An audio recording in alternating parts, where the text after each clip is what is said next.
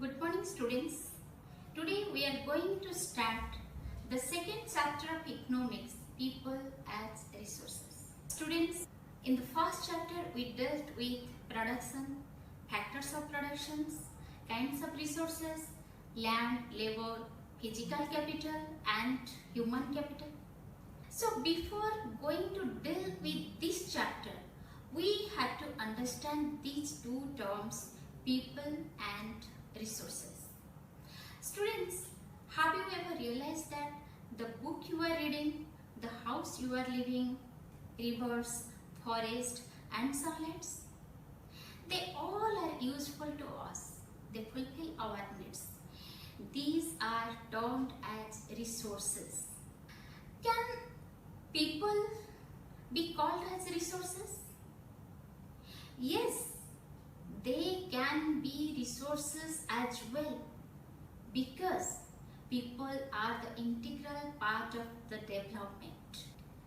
When they engage themselves into economic activity and carry out the productions of goods and services, they become useful like other resources.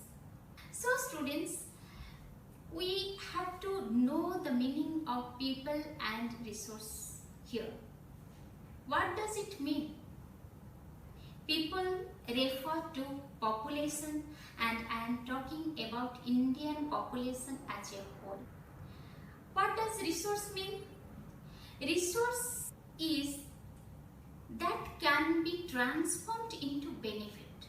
Resource means that can be transformed anything that can be transformed into benefit. Transformed means transform here, change, and benefit we are talking in the context of population. So students, whenever we think about the Indian population, it's very huge population, suddenly it comes to our mind that all the negativity like scarcity, illiteracy, unemployment and exploitation of nature, sometimes you overlook its positive side.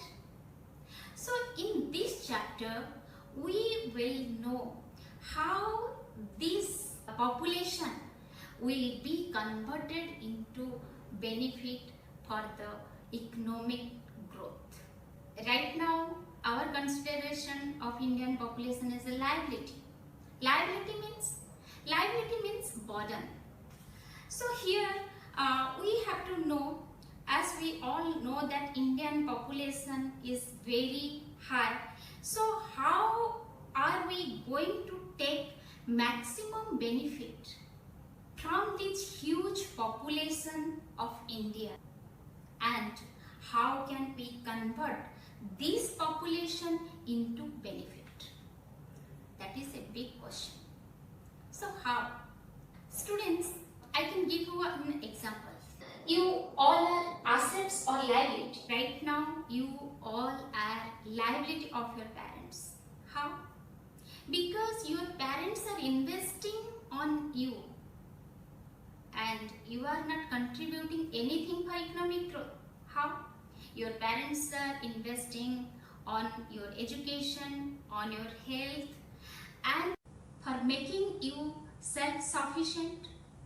So these three things, education, healthcare and training, these three will make the population as resource.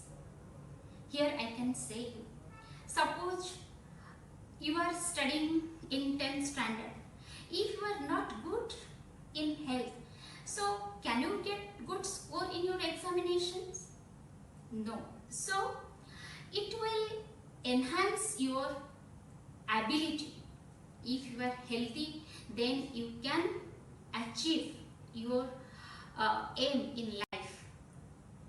And like that, training. So here I can give you an example. Without any training, you cannot be skilled.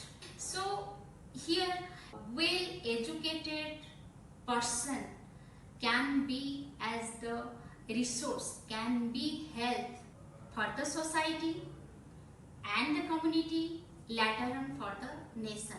Obviously, economic growth.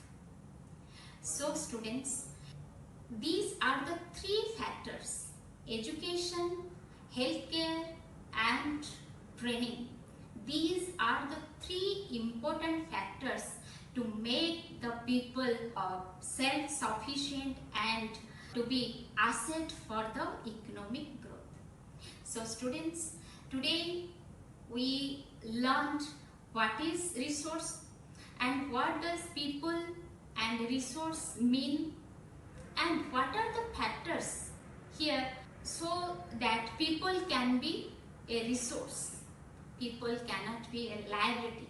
How the Indian population will be converted from liability to an asset. This is all about today's chapter. I hope you have to go through thoroughly. Thank you. Thank you very much.